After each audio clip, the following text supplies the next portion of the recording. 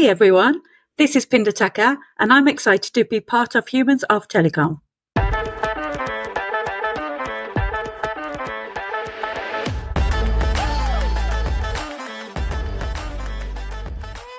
Hey everyone, a very warm welcome to Humans of Telecom, the Unplugged podcast. This is your host Anurag Aggarwal, Chief Growth Officer at Globe Teleservices. As most of you know by now, this is a podcast that showcases the remarkable stories and tales of some of the people of this wonderful telecom industry. Stories that leave us amazed, stories that leave us inspired. And today, I'm privileged to welcome on this show a friend who is a seasoned telecom executive and has also fought her way through a life-threatening situation. Her story embodies perseverance and triumph as she faced the dual challenges of climbing the corporate ladder while battling her other challenges in her personal life. With unparalleled resilience, she fought through this episode, maintained her career momentum, and has now emerged stronger. Her journey isn't just a testament to personal strength, but also an inspiration for others facing similar battles. So, join us as we dive into a story filled with resilience, determination, and a celebration of life. Please join me in welcoming Pinder Takhar, Director Global Product Marketing at Kaleyra. Pinder, welcome to the show. Thank you so much for agreeing to be a part of this journey. We'd love to hear more about you. Which part of the world do you belong to? And from where are you joining this podcast today? Hi Anurag, thank you very much for having me on.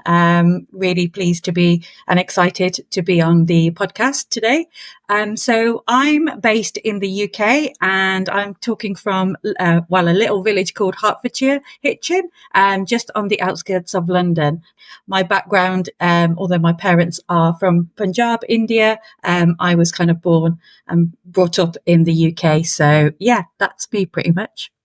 Wonderful. So we have a commonality. I also originally, half of me is from Punjab, India. And in my case, of course, I am still based in India. But it's good to see that we have some connection at our roots. I didn't even know that. And now you do. Yeah.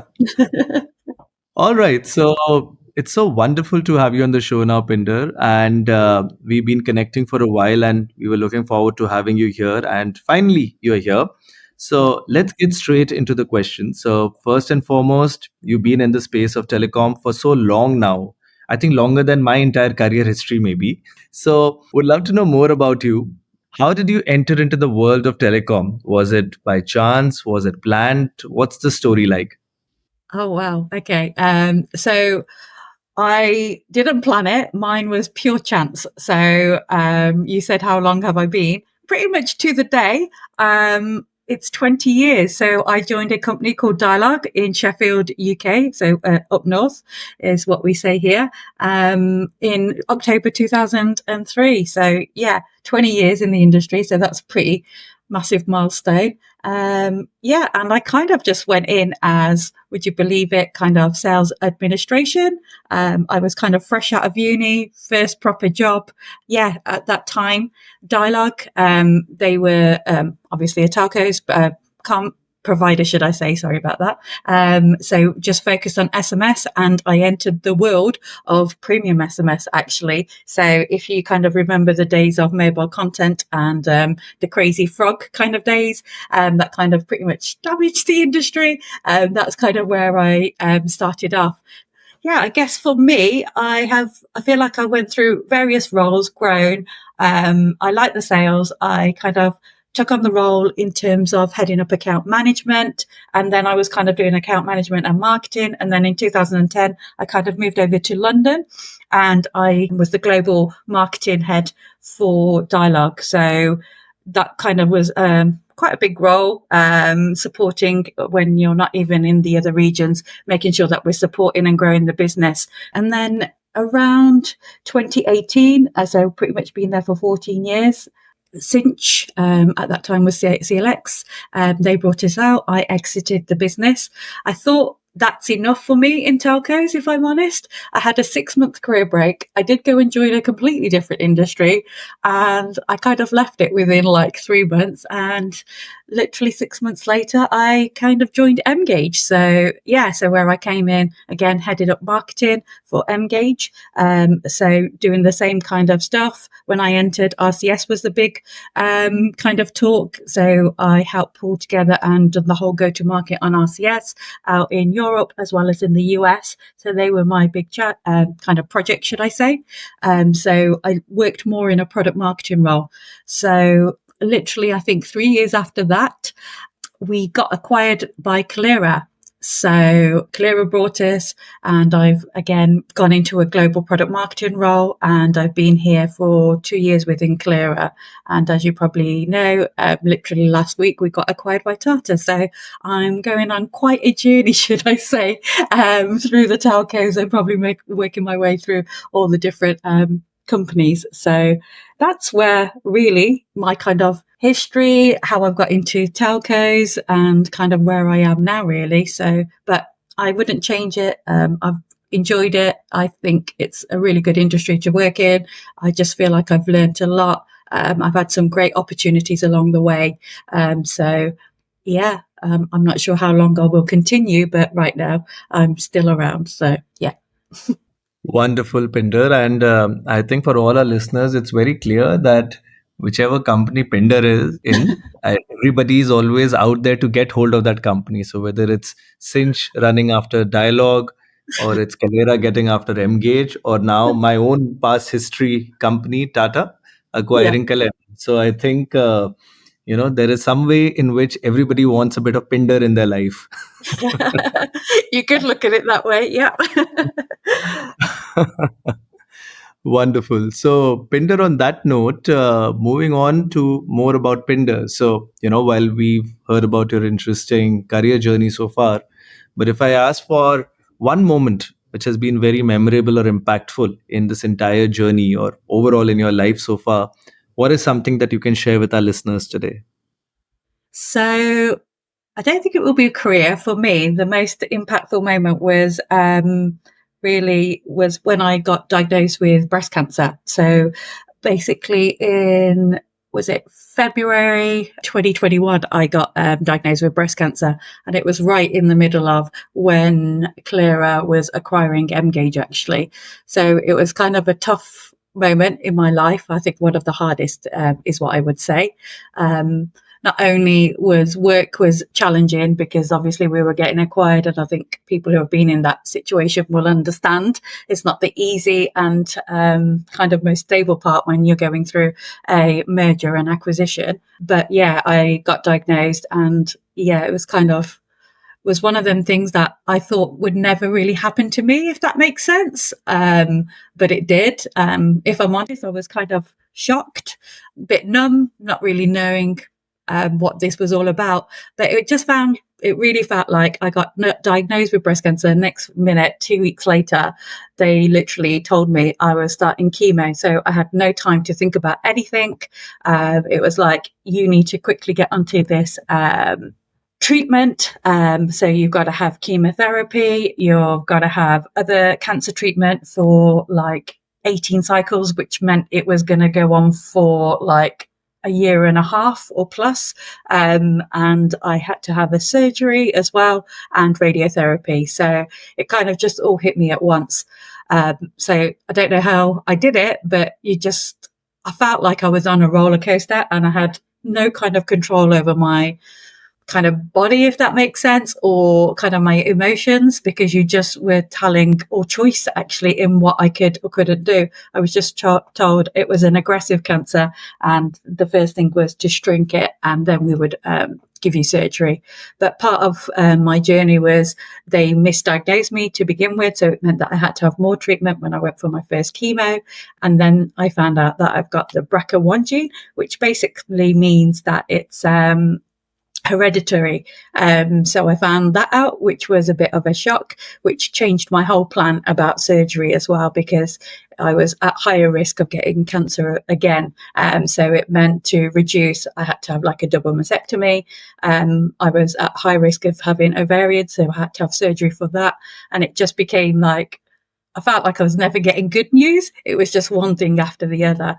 But the thing that kept me going was family, friends, my own determination to kind of make sure I just remained positive and just try to get through it. And it was literally taking each treatment at a time.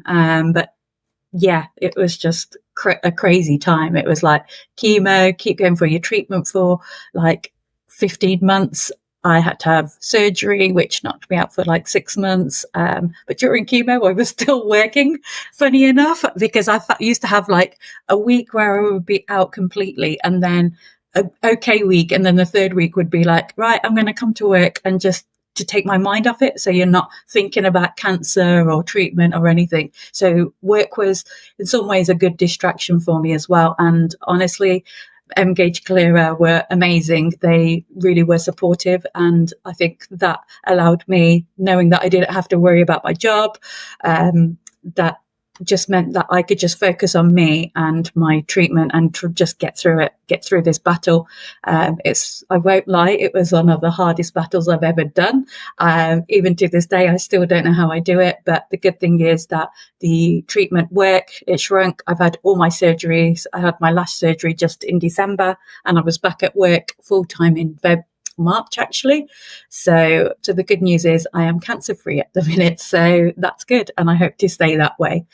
So yeah, it's a real test. And that was one of the hardest tests I've ever had. But I do feel like it's changed me as a person, changed my perspective on things, and kind of reevaluate myself and what's important to me in life. It's just, it really makes you think about things. So I do feel like I'm kind of a different person, but yeah, I'm just trying to get comfortable with the new person I have become, if that makes sense. Kaleyra and Engage, I just have to say thank you to all them, because that support, that stress from not having to worry to work just meant so much, if I'm honest. So yeah. So sorry, don't want to bring the mood down, but yeah. But the good thing is, I'm all good now. So yeah, I am positive, and I've made 2023 my year that right. I'm going to put all that behind me and just go and have fun. And that's literally what I've been trying to do, is making memories is what I do. If anyone follows me on Instagram, I'm Pinder30. But yeah, you'll see me just traveling loads this year and trying new things. So Wonderful, Pinder. That's quite a story, quite a remarkable, inspirational anecdote which you shared with us. And I think when I look back at our times, you're right. I think we all go through that moment where we think this thing can't happen with us, and then life yeah, comes and hits you hard, and before you know it, life has just changed. You're in a yeah, different world, you're in a different space of mind, you are in literally a different physical space. I mean, you're yeah, suddenly you're spending more time in a hospital, maybe, yeah, rather than spending time at home or at work. And yes, life takes a complete change, and it's amazing. Firstly, congratulations, it's great to know that this is, god willing, a story behind us now. yeah, But it's also amazing to see how this changes a person so much and brings about so many changes in the way we approach life, and as you were rightly putting it across. So hats off to you, thank hats you. off to Pinder, and may you continue to be a source of inspiration, and may this story and hopefully this podcast reach the ears of all those who are out there looking for some form of inspiration, some light at the end of the tunnel. So I really hope that your message goes far and wide. Yeah, positivity is the main thing. Like, just keep positive is what I would say. Don't dwell on the negative things, because that's the best way you're going to get through it, to fight it. Absolutely. And on that note, let's hear something more about Pinder. If there is one shocking thing about Pinder that you can share with us today, what would that be? I think you'll find this surprising if you remember what prepinder was like before the diagnosis by dialogue days. So no one knows this, but I have joined a choir, so I am singing, and something that I thought I would never do in a million years. But I found this charity called Future Dreams, and they help women who have gone through breast cancer. And it's a community where you can do different kinds of activities, meet different types of women, their stories or journeys. And part of that, because I met an amazing group of women, I thought I would give a choir a go, and I actually really enjoyed it. I never thought I would do anything like this in my whole life. So yeah, I don't know what I sound like, by the way. I'm sure I sound awful, but it's just uplifting and fun. So yeah. And they've got us doing a Christmas concert end of December. So we shall see how that works out. Amazing. And I think you're sounding fabulous. So I think you must be doing an amazing job there. You haven't heard me sing. Oh, don't worry. I'm sure we'll get to that. So we'll wait eagerly for December and we hope to let our audience know how Pinder has fared in our choir singing. Yeah. Wonderful. And beyond this, Pinder, since there are so many things you're into and you're trying your hand at new things also, but inherently, what's a big passion for Pinder? What is it that Pinder does to recharge herself? Oh, me, hands down. I live for my holidays. Yeah, that's like a no-brainer. Like, I'll have a holiday, then I'm like, where am I going next? And I'll have it booked and planned. And that's how I kind of work. So I like my chilling out holidays. I like my adventure holidays. So, and just seeing the world, like, there's nothing better than that, in my opinion. Learning new cultures, how people live, seeing things, history. I just find that fascinating. So that's my main go-to. And then the other thing I think that I've just started as well is Tai Chi Gong, which I find quite relaxing and that I really enjoy on a day to day. And I find it helps even like when you have breaks out when work can be a bit stressful. It's like my go-to now, really, to help me. So de-stress. Interesting. So you're following new things and new Yeah. passions. And where's the last holiday you went for, by the way? And what's coming up next? I went to Canada and Crete. So I did the Rocky Mountains. So a lot of hiking. I did Vancouver and the Calgary Stampede all in one trip. Amazing trip. And my next holiday, funny enough, I'm coming to India, Punjab with my family. So Wonderful. I'm hoping you're transiting via Delhi, and we must make it a point to catch up when you're here. yeah. All right, Pinder, and now we play two games. So, in the Yep. first one, I'm going to be asking you five words, and for each of the words, would love to know the first thought that comes to your mind. So, can we get at it? Okay. All right. So, the first one is the industry we are in, CPAS. Communication, definitely connecting people. All right. Motivation. Myself. Yes, I can imagine, you are like the epitome of motivation for all of us. So, I can totally get that. And I think self motivation finally is what really gets you through, right? So, Yeah, that's absolutely. correct. Yeah. All right. Family. Drama.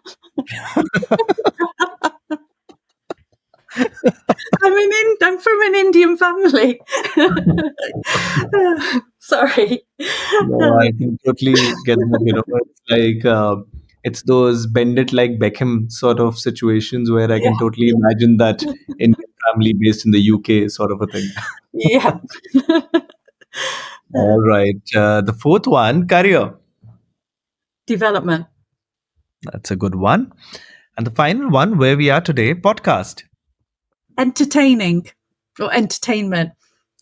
The reason I say that, the first time I ever listened to a podcast, and you're going to laugh, was I got recommended, and it was called My Dad Wrote a Porno. And it was the funniest thing ever.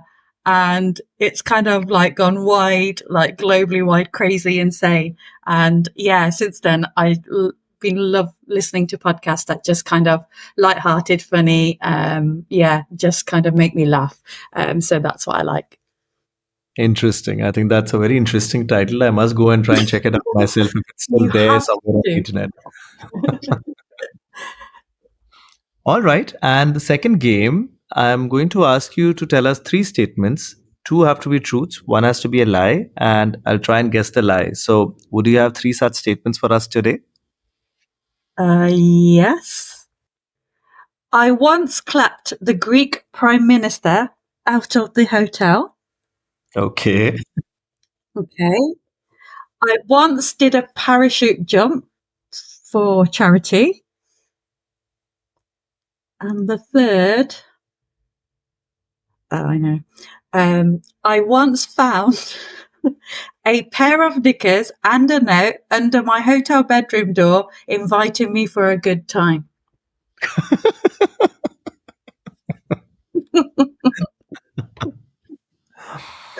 Hmm. So let me get that correctly. In the first one, you said you clapped a Greek The prime Greek minister. Prime Minister. What do you mean by clapped a Greek prime minister out? So What? basically, we were in the lobby in the hotel in Cuba and the Greek Prime Minister there. And then everyone was there and staff, and we were there as well, just as visitors. They said, "Oh, you have to stop," and the Greek Prime Minister's coming. And we're like, "Okay." And next minute, we were clapping him, and he just walked out, and we were just clapping. That's what I mean. It's so All sad. right. But there you go. All right. Okay. So now that you've told me the story, I'm assuming that's the truth. Wow, you're assuming. Yeah, maybe you're still making it up, and that's quite a vivid imagination, I must say. All right. So your second one was that you did a parachute jump for charity. Pinder, knowing you, I think that could definitely be a truth. So I'm gonna go with that as being a truth as well.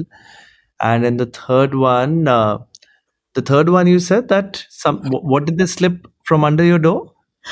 They slipped a they slipped a pair of knickers and a note under my hotel bedroom door. Okay. Much as I'd like to believe that that's also the truth. So I'm trying. So okay, I'm going to take a chance here, Pinder, because I'm Yeah. hoping that the first and the third one are truths, and the second one is a lie that you've not done a parachute jump. Though I'm hoping that all three are truths, but I'll go with the second one being a lie, the third one also being a truth, and then I'd love to hear the story about the third one. So am I right out here? Oh my God, you are right. How did you guess? Well, it's been over 30 episodes now, so I've started figuring out a bit about my guests and how they try to trick me. And I must say, Pinder, you were also very smart about that. The way you almost tried to make up something, on the spot for the third one. And I was like, yeah, that seems to be a lie that she's conjuring up right now. All right, so let's hear the third story as well. What was that about? Literally, myself and my partner went on holiday in Spain, and we had gone out for the evening. And there was a big group in the bar when we just went for one last drink. And there was a big group from the US. We don't know what they were doing there. But by the time we got to our hotel room upstairs, we opened it. And next minute, there was a pair of black knickers and a note telling us to come to her room for a good time. And we were like, what the hell? I did look at my boyfriend going, who are you talking to? But yeah, so that was true. It was like the weirdest thing I've ever experienced. So I, I think the most important aspect is what did you do next? So I called the hotel lobby. no, I'm gonna still leave it at the listener's Yes. imagination and Yeah. let's see what they come up with. And maybe, the next time you're at an event or conference or somewhere and people come up and ask you about the story, you can be rest assured that somebody out there has heard your podcast. Yes. God. All right. And the final question of this section, Pinder, and by the way, this game was really interesting and fun with you. So now the final question of this section, that if there's one thing that you could change in your life, what would that be? Oh God, hands down right now, my hair. So during chemo, I had lost it and it's growing back and it's come back like crazy, like dry, curly, frizzy type hair. So that's one thing I want to change right now, if I could. Interesting, but I guess it's a new avatar, and I think you're going to be rocking this hairstyle as well. Yeah. All right, and on that note, Pinder, we come to the final section, our sign off section. So, two quick Yeah. questions here. So, if somebody wants to meet Pinder, hear more about her fun stories and her holiday escapades, and maybe further about your story about cancer. So, which are some of the conferences or events that you might be attending in the next few weeks and months? I think the next one I'll probably be at the MEF one actually in November. End of November, is it? So I will be at that. other than that, right now, I haven't got anything else booked in because I am literally going away in like 2 weeks' time. All right. And the final question, our signature question: what does being human mean to you? What sort of a human being would you want the world to remember you as? To remember me as someone who never gave up and had a lot of fun along the way, I think. Yep, that for sure is something, Pinder. I think it resonates really well with you and all that you've told. And as I said, that definitely you are an embodiment of inspiration and resilience. So, once again, hats off to you. Thank you. You're too kind. Thanks, Pinder. And thank you on behalf of Humans of Telecom. It was a really fun conversation. It reminded me of all the old times we've had and all the fun events that we've been at together. Or let's put it this way, the events were events, but we were the ones who made it fun. Yes, we do. I think we've all had such a great time out there. And I remember you with your partner in crime, Vernique. You guys have been always rocking at every event, and we've always looked forward to having a chance to catch up with you all. So, thank you so much for joining us on the show. And I do hope that hopefully in India or elsewhere in any other part of the world, we get to cross paths soon. So, take care and thank you so much. Great. Thank you, Anurag. Really appreciate it. Thanks a lot, Pinder. And as always, to our wonderful listeners here, thanks a lot for tuning into the show. We hope this episode gave you a good glimpse of the human side of Pinder Takhar, someone who has very courageously fought her way through cancer and is now living to tell a story in a form of inspiration and courage. Someone who always looks at the positive side of life. Someone who loves her holidays and has had some wild experiences to share with all of us. Someone who's trying out new avenues such as choir singing. And someone who finally remains a very dear friend and an amazing human being. That for us is Pinder Takhar. So, if you enjoyed today's episode, do stay tuned in because we shall soon be releasing yet another episode and another compelling story from the telecom space. And do follow the podcast on your preferred streaming channel. On behalf of Humans of Telecom, this is your host Anurag Aggarwal signing off for now. Take care.